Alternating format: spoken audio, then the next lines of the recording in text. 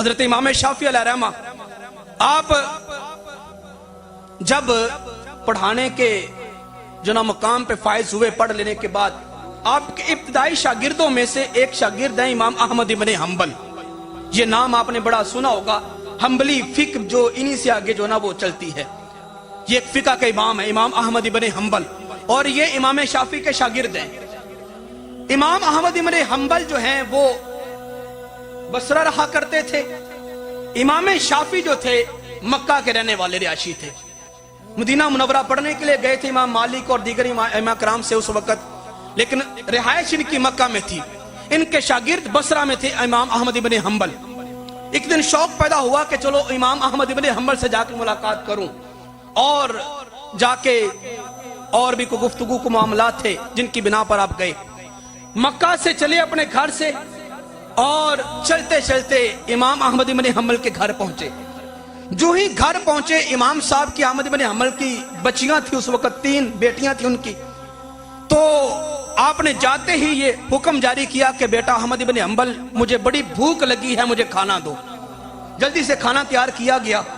तो खाने के जब दस्तरखान पे बैठे थे इमाम शाफी ने खाते खाते 1 2 4 10 15 रोटियां, 20 रोटियां, यहां तक कि आप जितना को 3 बंदे खाना खा सकते हैं ना, पेट भर के 15-20 रोटियां या जो भी उस वक्त खाना था, आपने 3 बंदों का खाना अकेले ही इमाम शाफी ने खा लिया। तो वो जो बच्चियां खाना पकाने वाली थी बड़े परेशान हुई और हैरान हुई कि हमारे वालिद साहब अहमद इब्न हंबल इतने इबादत गुजार हैं, हमने तो सोचा था उनके शेख जो हैं वो उनसे भी बड़े होंगे, ये तो खाते ही बड़ा है।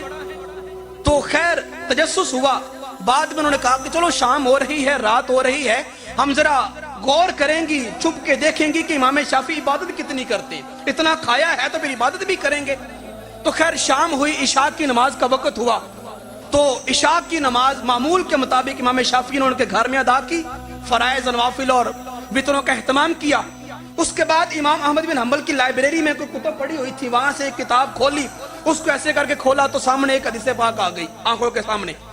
उसको मुताला किया, उसको पढ़ना शुरू किया। 60 नोट्स बुक पड़ी थी, उसको ऊपर जो ना वहां से कुछ ढूंढ ढूंढ के लिखना शुरू कर दिया। हदीस पाक से जो मसाइल अखज हो रहे थे ना, इमाम शाफी ने उन कागजात को लिखना शुरू कर दिया। एक लिखा, बच्चियां वो छुप के देखती रही कि अभी उठते हैं, अभी उठते हैं, खैर नवाफिल पढ़ेंगे या ताजुद का वक्त हो रहा है वो पढ़ेंगे, खैर ना।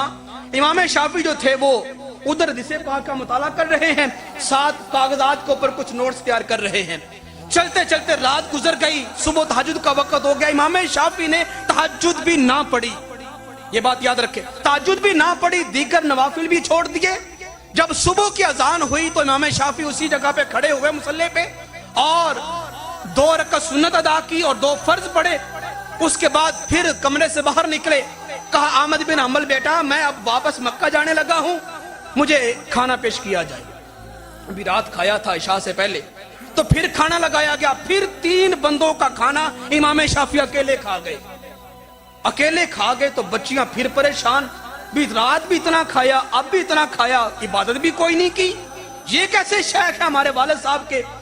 तो बड़ी बेटी ने कहा कि अब्बा जान हमें जरा वजह तो पूछ के दें कि इमाम शाफी ने ऐसा क्यों किया। वो जरा साहिब नजर थे, उन्होंने कहा बेटी मैं नहीं पूछता, आप खुद ही जाके पूछ ले, वो तुम्हें इसकी वजह बता देंगी। बड़ी बेटी इमाम शाफी के पास आई, बाबा जी आपने इतना खाना शाम को भी खाया, सुबह फिर खाया, इबादत भी कोई नहीं की, क्या वजह है। तो आपने फरमाया बेटी खाना खाने की वजह यह थी कि जब मैं मक्का अपने घर से चला था ना बुसरा की तरफ आने के लिए, तो ये 3 दिन का सफर है, 3 दिन का सफर है रास्ते में पैदल। तो मैंने घर निकलने से पहले पेट भर के खाना खाया था, इसलिए कि मुझे इस बात का वसूक और यकीन है कि मेरे घर का खाना बड़ा ही पाकीज़ा खाना है। हर बंदे को अपनी कमाई पे पता होता है ना, मैं हलाल की कमा रहा हूं कि हराम की कमा रहा हूं। तो कहा कि मुझे पता था कि मेरे घर का खाना बड़ा ही तकवे वाला और पाकीज़ा खाना है और हलाल का खाना है, और मैंने आगे 3 दिन सफर भी करना है। तो मैंने पेट भर के खाना खा लिया कि रास्ते में मुझे ऐसा हलाल का खाना नहीं मिलेगा। बेशुमार मुसाफिर खाने भी आएंगे, होटल भी आएंगे, लोगों के घर भी आएंगे, किसी से मांग भी सकता हूं, लेकिन नहीं, मुझे यकीन था कि इतना पाकीज़ा मेरे घर का खाना है, रास्ते में ऐसा मुत्तकी बंदा भी कोई नहीं और मुझे ऐसा खाना भी नहीं मिलेगा सिवाय मेरे बेटे, मेरे शागिर्द अहमद इब्न हंबल के। تو میں نے 3 دن بھوکے پیٹ سفر کیا، بھوکے پیٹ سفر کیا، تو اب 3 دن کی پیاس اور بھوک میں نے تمہارے گھر میں آ کے شام کو مٹائی تھی، یہ شام کے کھانے کی وجہ تھی۔ اب صبح چونکہ اب میں نے پھر واپس مکہ جانا ہے تو پھر 3 دن کا سفر ہے، اب پھر مجھے پتا ہے کہ راستے میں مجھے ایسا کھانا نہیں ملے گا، تو میں نے ایڈوانس میں ہی 3 دن کا کھانا کھا لیا ہے تاکہ میں گھر آسانی سے پہنچ سکوں۔ یہ تو تھی کھانا کھانے کی وجہ۔ اور رہی بات، تم نے یہ پوچھا کہ میں نے رات کو عبادت کیوں نہیں کی، تو بیٹی سنو، نفلی عبادات خواہ بندہ جتنی بھی کر لے وہ ایک طرف ہیں، اور علم دین کا سیکھنا اور اس کو سکھانا ایک طرف ہے۔ رات میں نے جب کتاب کھولی تو میرے سامنے ایک سرکار کا فرمان آیا، اس کو میں نے جب غور سے پڑھا تو اس میں سے بے شمار مسائل اخذ ہو رہے تھے، مسائل نکل رہے تھے، وہ 40,000 مسائل ایک رات کے اندر میں نے ایک حدیث سے نکال کے یہاں کاغذوں کے اوپر تحریر کر دیے ہیں۔ میرا بیٹا احمد بن حنبل ان مسائل کو امت تک پہنچائے گا، قیامت تک لوگ ان مسائل پہ عمل کرتے رہیں گے، ثواب تیرے باپ احمد بن حنبل کو بھی پہنچے گا اور اس کے ساتھ ساتھ مجھے بھی پہنچتا رہے گا۔ اگر میں نفل پڑھتا تو ثواب صرف مجھے ہی تھا اور اس کا فائدہ صرف مجھے ہی تھا۔ اب ایک حدیث سے میں نے 40,000 یا ایک روایت میں 40 مسائل وہ اخذ کر لیے ہیں، قیامت تک کے لیے ان کو لوگ اپناتے رہیں گے، فائدہ ان کو بھی ہوگا اور ساتھ مجھے بھی ہوتا رہے گا۔